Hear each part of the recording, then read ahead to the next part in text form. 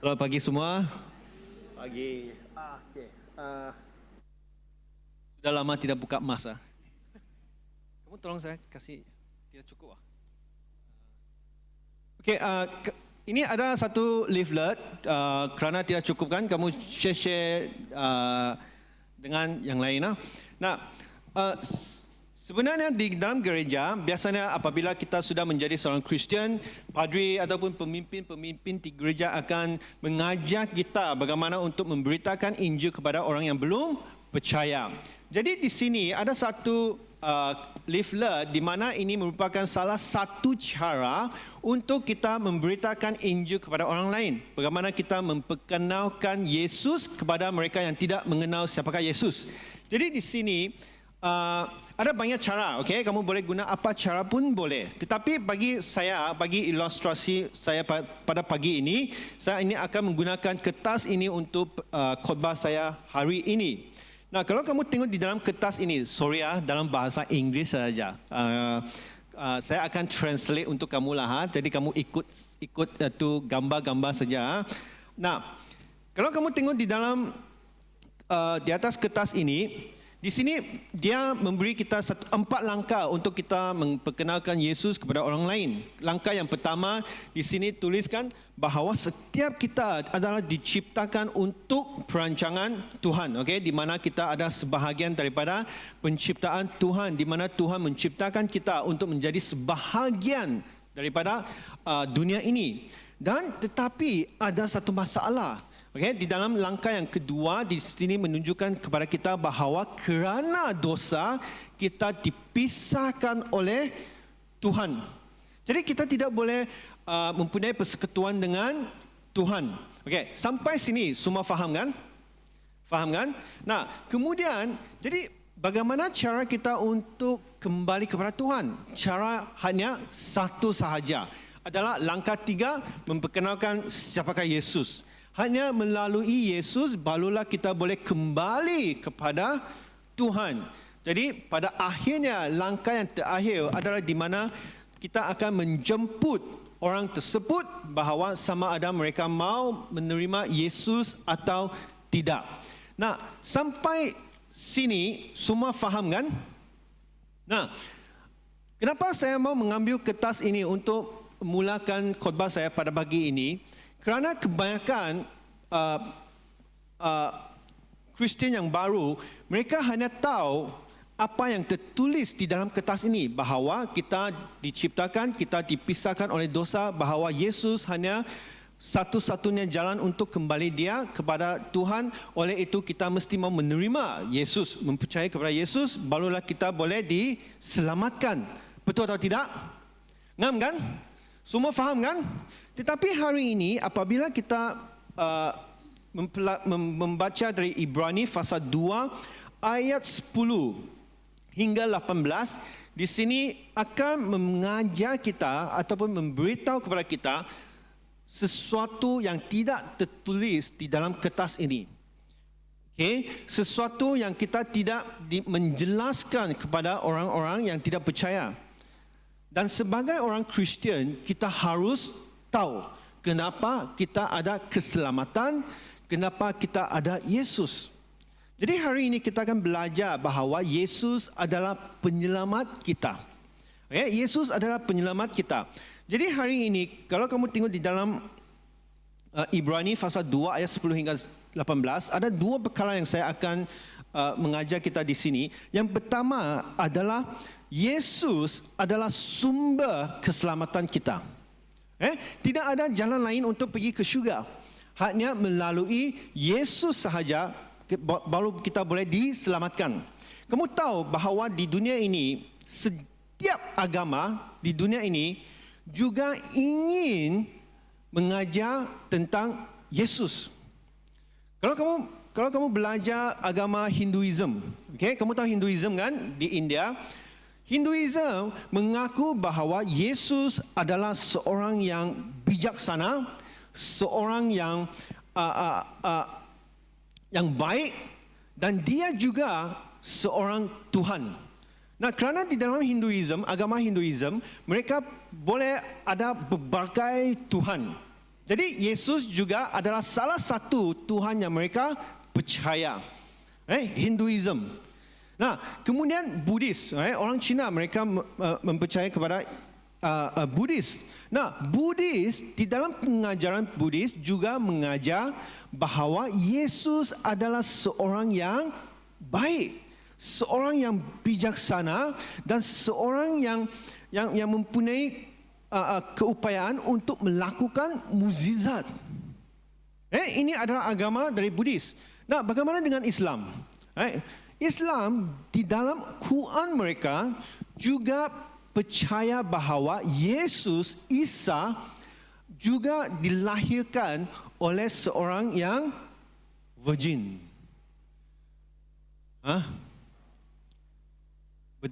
Berdarah. Berawan. Okey, berawan. Berawan. Kenapa ini tidak ada dalam nota saya? Kerana ini pada English service kan itu semua ini baru datang. Kadang-kadang saya tidak berapa ikut skrip punya. Nah, jadi di dalam Quran mereka juga mengaku dan menulis bahawa Yesus Isa juga adalah seorang yang dilahirkan, melalui Maria. Dan dia adalah seorang guru yang bijaksana dan mereka mengaku bahawa Yesus adalah seorang nabi. Seorang nabi.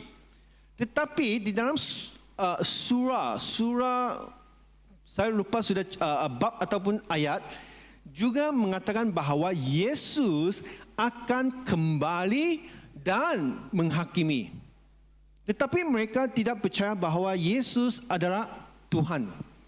Ini adalah Quran, apa yang ditulis di dalam Quran. Kerana di dalam Quran saya juga pernah membaca bukan dalam bahasa Jawi lah, tetapi dalam translation, penterjemahan, penterjemahan Quran juga menulis ayat-ayat ini. Apa yang ditulis di dalam Injil, kelahiran Yesus, semuanya tertulis di dalam Quran. Kalau kamu tengok agama-agama yang lain, walaupun mereka tidak mempercayai Yesus adalah Tuhan, tetapi di dalam pengajaran mereka juga ingin mendapat sebahagian daripada Yesus. Kenapa? Kerana sebagai orang Kristian kita tahu bahawa Yesus adalah sumber keselamatan. Kerana Yesus berkata, saya hanya satu jalan saja. Amin. Amin. Kalau kamu tengok di dalam ayat 10. Sebab memang sesuai dengan keadaan Allah yang baginya dan olehnya segala sesuatu dijadikan. Iaitu Allah yang membawa banyak orang kepada kemuliaan. Juga menyempurnakan Yesus yang memimpin mereka kepada keselamatan dengan penderitaan. Nah, jadi setiap kali apabila kita memberitakan Injil kepada orang lain, kita harus ingat bahawa semua ini berlaku adalah kerana Tuhan Bapa. Kenapa kita ada keselamatan? Kenapa kita ada Yesus? Semuanya harus kembali kepada Tuhan Bapa. Kenapa? Kerana di dalam ayat ini menunjukkan bahawa segala sesuatu yang dijadikan, maksudnya semua yang diciptakan hanya untuk kemuliaan Tuhan. Ini adalah sebab yang pertama kita memberitakan Injil kepada orang lain. Kita tidak memberitahu kepada mereka kerana kemuliaan Tuhan. Mungkin kamu akan berfikir, wah, Tuhan ini macam mementingkan diri sendiri. Kenapa? Bukankah kita diciptakan kerana Tuhan mengasihi kita? Kerana kalau kamu tengok di sini, step 1, God loves you and He wants you to live in peace. Di sini tulis, Tuhan mengasihi kamu dan ingin tinggal dengan kamu secara damai. Nah, adakah ini salah? Tidak.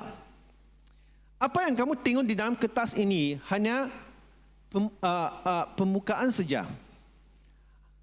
Di dalam firman Tuhan menjelaskan lebih dalam lagi kenapa kita diciptakan adalah kerana Tuhan dan kemuliaannya.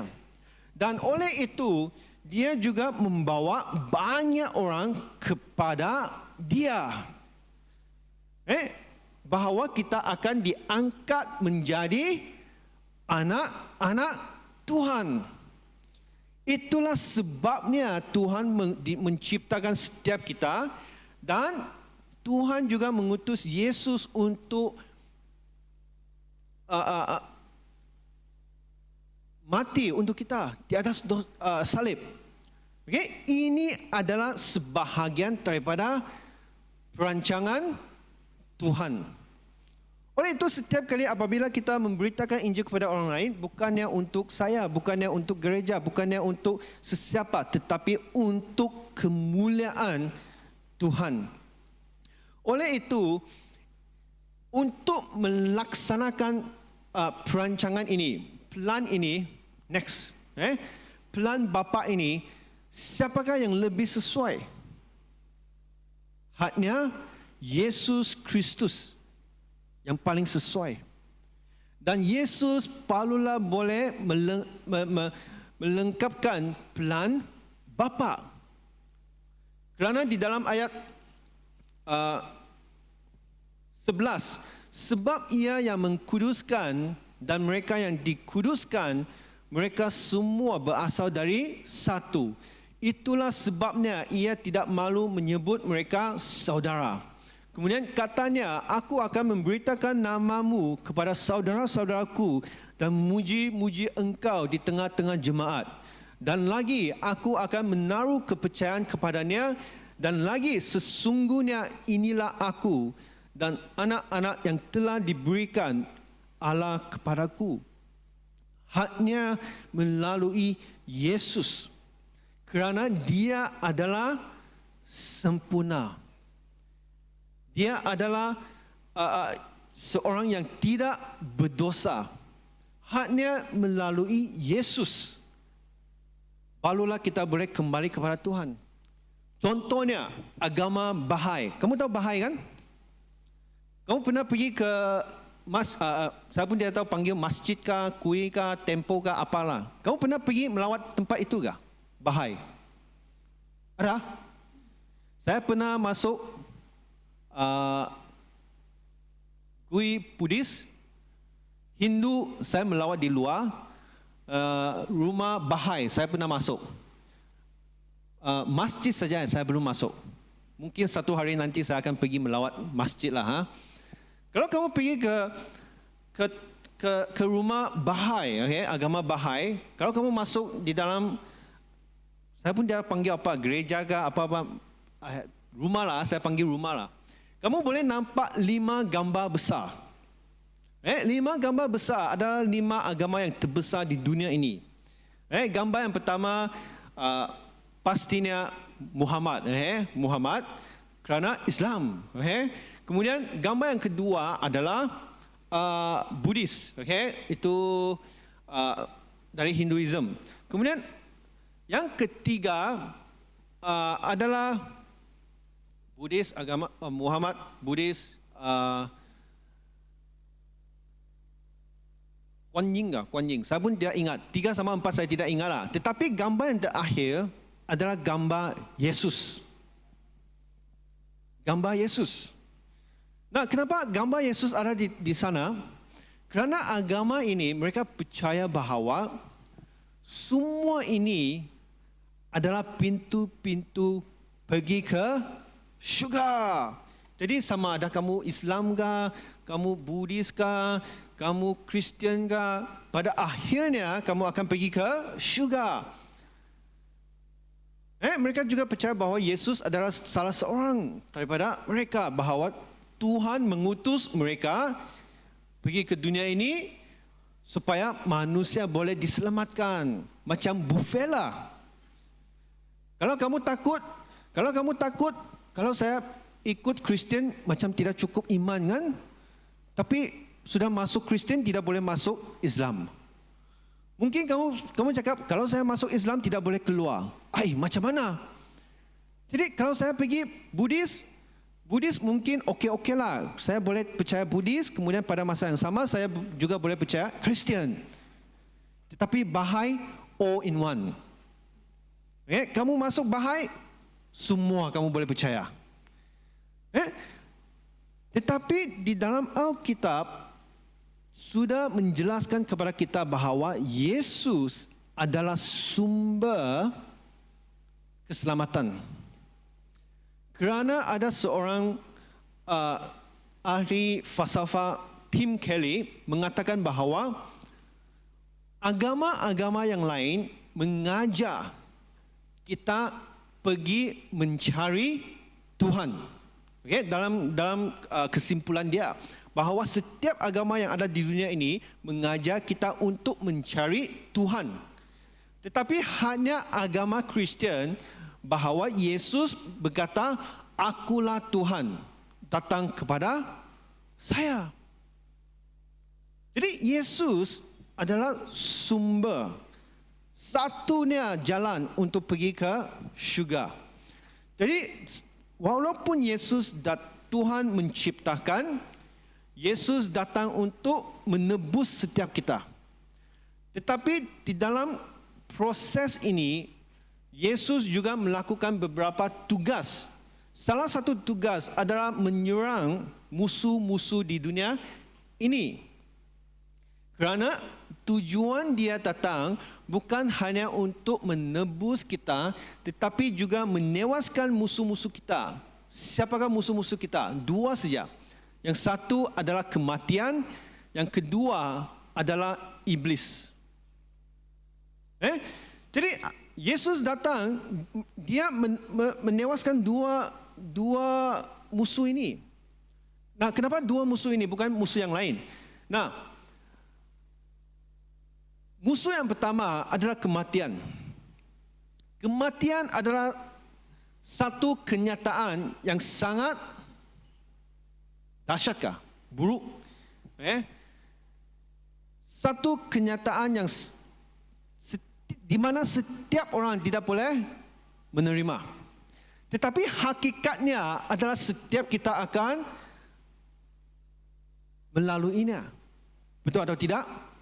Oleh itu, kebanyakan orang di dunia ini, mereka cuba mengisi masa-masa mereka dengan supaya mereka sibuk. Apabila mereka sibuk, mereka lupa tentang kematian. Nah, contohnya, kamu tahu, saya pernah bercerita kepada isteri saya berkata, wah, kalau saya kena COVID kan, tidak apalah, kerana zaman ini kan ada laptop, ada smartphone. Kalau kuarantin di dalam bilik kan, okey bah. Asalkan ada internet, laptop, smartphone, syok bah kan. Tengok TV dari pagi sampai malam, tiada masalah lah.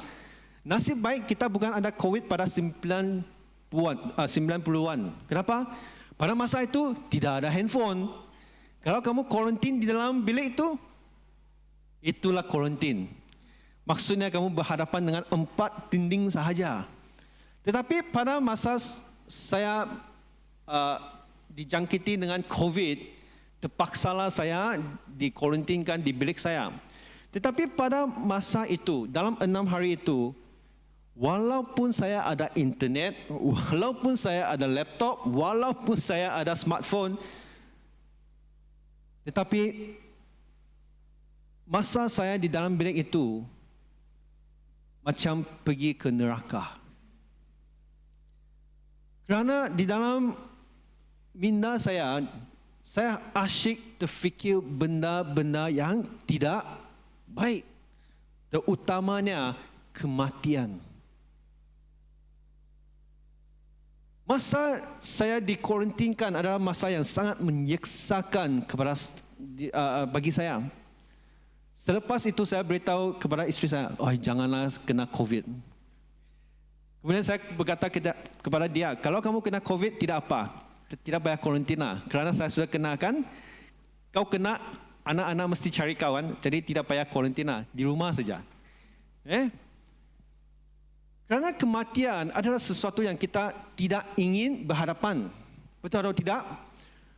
3-4 minggu yang lalu saya menerima satu berita tidak baik daripada kawan saya, rakan sekelas saya, bahawa suami dia umur 47 tahun tiba-tiba meninggal dunia. Nah, dia tidak ada kolesterol, dia tidak ada tekanan darah tinggi. Right? Dia sangat sihat kerana dia seorang sportman. Okay? Dia suka bermain badminton. Tetapi pada umur 47 tahun, tiba-tiba dia meninggal dunia. Nah, selepas itu, beberapa hari kemudian, saya juga menerima satu telefon daripada kawan saya bahawa seorang padri yang saya kenal di gereja yang lain, bukan Anglican, jangan kamu pergi cari, bukan Anglican. Di gereja yang lain, dia memberitahu kepada saya bahawa padri yang saya kenal itu telah dimasukkan ke hospital. Dan selepas cek, didapati bahawa dia mempunyai satu tumor di dalam otak dia. Dan dia hanya 47 tahun. 47, dua kes sudah, 47. Kemudian, beberapa hari kemudian saya berserapan dengan Reverend David Wong. Kamu tahu Reverend David Wong kan di Osen sekarang? Kerana dia pun kenal padri itu, jadi saya pun berkongsilah kerana ini juga persekutuan di antara padri-padri apa yang kita bincangkan, terutamanya jemaat-jemaat apa yang berlaku kepada kawan-kawan kita. Jadi saya pun menceritakan kepada dia bahawa dua orang yang saya kenal, dua pun 47 tahun, satu sudah meninggal, satu kena tumor. Kemudian dia tengok saya kan dengan mata yang terkejut, dia berkata kepada saya pun umur 47 tahun. Jadi pada masa itu, kita tahu bahawa kita tidak boleh mengelak daripada kematian. Oleh itu Yesus datang, dia bukan hanya menyelamatkan kita, menebus kita daripada dosa kita, tetapi pada masa yang sama, dia juga memberi kita kehidupan yang kekal. Kerana di dalam Yohanes pasal 3 ayat 16, Yohanes pasal 3 ayat 16 di sini mengatakan, kerana begitu besar kasih Allah akan dunia ini sehingga ia telah mengaruniakan anaknya yang tunggal supaya setiap orang yang percaya kepadanya tidak binasa. Tidak binasa, maksudnya setiap kita diselamatkan, ditebus oleh Dia dan melainkan beroleh hidup yang kekal. Pada masa yang sama, Tuhan juga memberikan kita kehidupan yang kekal, di mana kita boleh mengalahkan musuh kita dengan kehidupan yang kekal. Nah, musuh yang kedua adalah iblis. Kenapa iblis? Kerana iblis selalu cuba menjatuhkan manusia. Terutamanya apabila kita mau mempercayai Yesus ataupun menerima Yesus sebagai penyelamat kita, mereka akan cuba menghalang kita daripada mempercayai kepada Yesus. Oleh itu, selepas Yesus disalibkan di atas kayu salib, iblis ingat mereka telah menang. Tetapi selepas 3 hari kemudian, Yesus dibangkitkan dan iblis dikalahkan. Kerana iblis tidak ada lagi kuasa untuk mengawal Yesus. Kerana Yesus menewaskan kematian. Oleh itu di sini, apabila Yesus diutus ke dunia ini, dia bukan hanya cuba membawa kita kembali kepada Tuhan, tetapi juga mengingatkan bahawa dia hanya satu-satunya sumber untuk keselamatan kita, dan dia datang untuk memberi kita kehidupan yang kekal dan menewaskan iblis. Jadi sebagai seorang Kristian, kita tidak perlu takut kepada iblis. Kerana banyak orang mengatakan bahawa, adakah kita bertanya, adakah seorang Kristian boleh dirasuk oleh Kristian? Bolehkah? Jawapan yang selalu ditanya sampai sekarang. Nah, ingat, selepas kita mempercayai kepada Yesus, menerima Dia sebagai penyelamat kita, apa yang Yesus janjikan?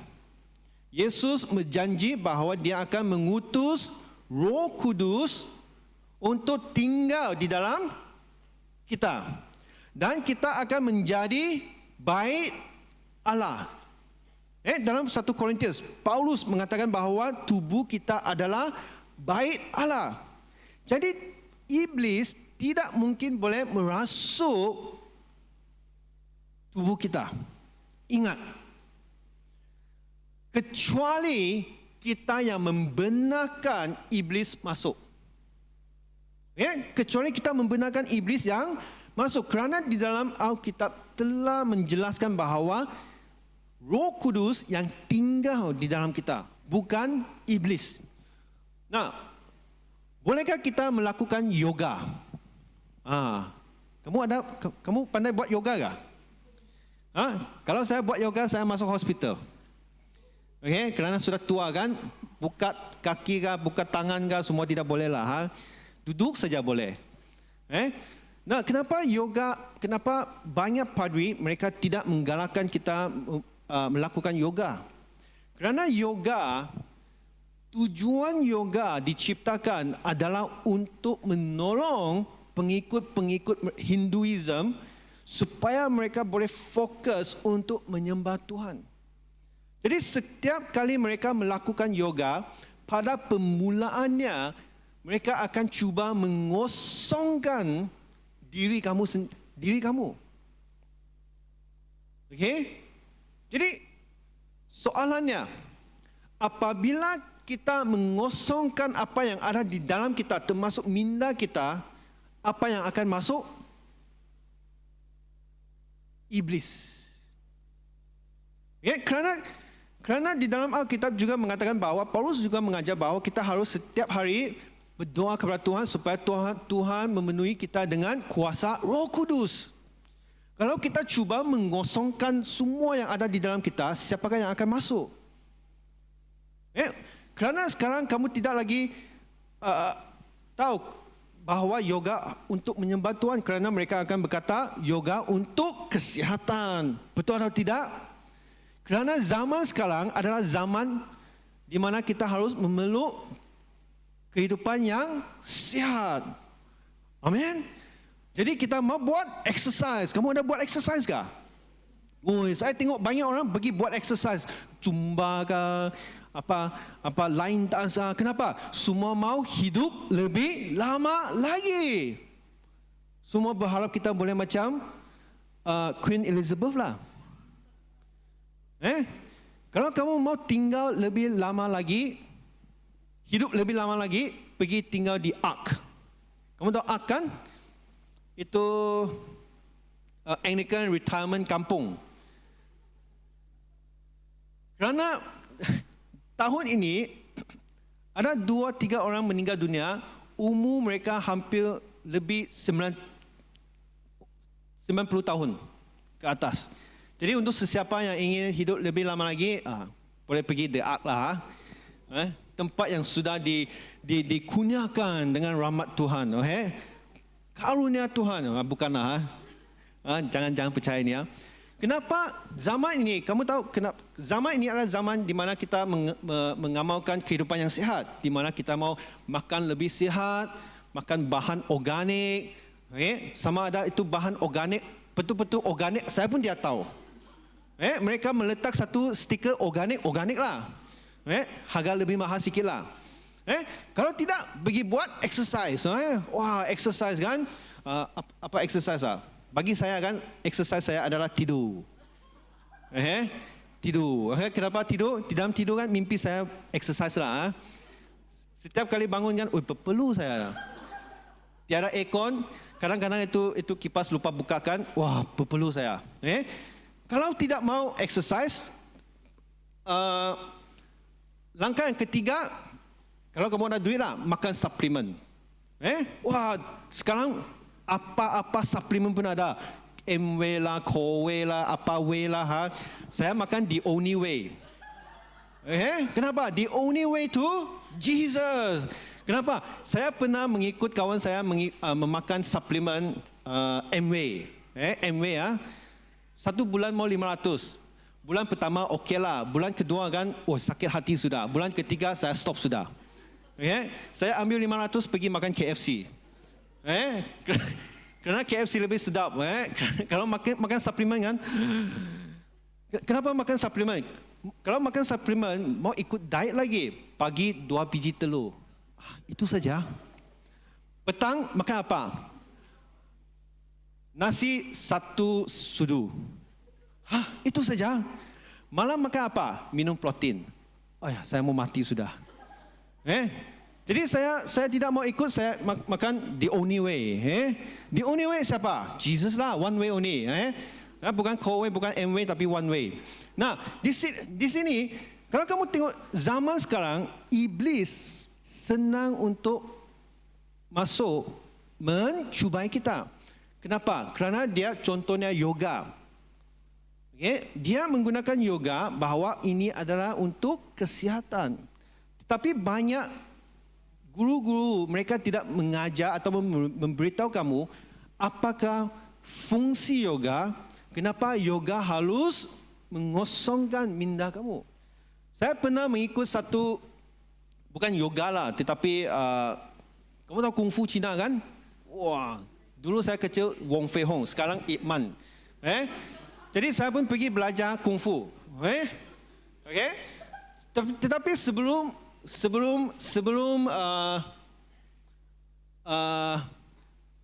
bermula, okay, kita harus meditate. Kamu tahu meditate kan? Duduk sana, tutup mata, jangan fikir apa-apa, fikir hidung kamu. Betul, fikir hidung kamu. Kerana dia akan itu guru kan dia akan tunjuklah dalam muka kamu. Fokus titik itu. Setiap kali dia pun tunjuk hidung saya. Jadi saya fokus hidung saya lah. Okay. Pada masa itu saya ingat, ada tai hidung enggak? Jadi di sini mereka tidak memberitahu kamu apa yang mereka buat. Iblis cuba menipu kamu. Kerana mereka mengambil kesempatan. Oleh itu Yesus datang untuk memberitahu kita kebenaran bahawa Yesus adalah sumber keselamatan. Di sini saya ingin berakhir dengan dua ayat yang akhir. Itulah sebabnya maka dalam segala hal ia harus disamakan dengan saudara-saudaranya. Maksud Yesus dilahirkan. Kemudian supaya ia menjadi imam besar yang menaruh belas kasihan dan yang setia kepada Allah untuk mendamaikan dosa seluruh bangsa. Bahawa dia datang sama dengan kita, dilahirkan dan kemudian mati kerana dia tidak berdosa. Supaya dia memahami setiap kita. Oleh itu di dalam ayat 18 adalah satu janji yang sangat-sangat indah. Sebab oleh kerana ia sendiri telah menderita kerana pencubaan, maka ia dapat menolong mereka yang dicubai. Pagi ini di dalam kebaktian Inggeris ada satu lagu menyanyi bahawa salib ada di depan saya, dunia ada di belakang saya. Tetapi saya tukar sedikit, depan adalah pengharapan di dalam Yesus Kristus, di mana Yesus menunggu kita. Dan di belakang, apabila kita melihat ke belakang, kita boleh melihat kembali kepada penderitaan dan juga pencubaan Yesus.